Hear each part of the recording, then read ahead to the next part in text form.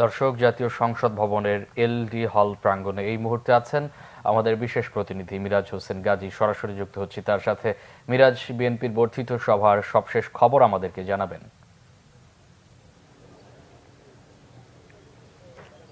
মামুন, বিএনপির যে বর্ধিত সভা, এই বর্ধিত সভায় এখন কিন্তু আসলে রুদ্ধদ্বার যেই সেশনটি, সেই সেশনটি চলছে। অর্থাৎ গণমাধ্যম কর্মীরা ভেতরে এখন অবস্থান আমরা করছি না, এখন বাইরে অবস্থান করছে। এবং ভেতরে আপনি দেখতে পাচ্ছেন যে এই যে প্রধান ফটক, এই ফটকের ভেতরে এরপরে যেই এলডি হলের যে মেইন যেই কনফারেন্স সেন্টারটি যেটি, সেখানে আসলে এই কর্মসূচিটি এখন চলছে, পর্বটি চলছে। অর্থাৎ যেই জেলা, উপজেলা, পৌরসভা পর্যায়ের যে নেতারা, তৃণমূলের যে নেতারা আজকের এই বর্ধিত সভায় অংশ নিয়েছেন, তারা তাদের নানা রকম দলীয় যেই তৃণমূলের বাস্তবতা, সেই বাস্তবতা তারা তুলে ধরছেন এবং তাদের যেই আগামী দিনে নির্বাচন এবং রাজনীতিতে অভ্যন্তরীণ নানা বিষয় নিয়েও তারা আলোচনা করছেন, যেটুকু আমরা জানতে পেরেছি। এবং প্রথম অধিবেশনে যেমনটি আসলে বলা হয়েছিল, বিএনপির ভারপ্রাপ্ত চেয়ারম্যান তারেক রহমান এবং চেয়ারপারসন বেগম খালেদা জিয়া, তারা কিন্তু প্রথম পর্বে কিছু দিক নির্দেশনামূলক বক্তব্য দিয়েছিলেন এবং তখন তারা বলেছিলেন যে আসলে এই বর্ধিত সভায় যারা বক্তব্য রাখবেন, তারা আসলে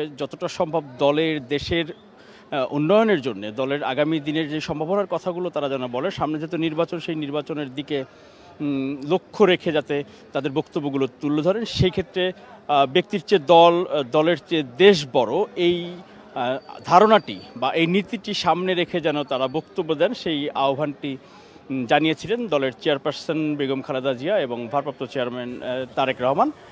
সেই আলোকে তারা বক্তব্য রাখছেন, এটি আমরা জানতে পেরেছি। মামুন। মিরাজ, আপনাকে অসংখ্য ধন্যবাদ।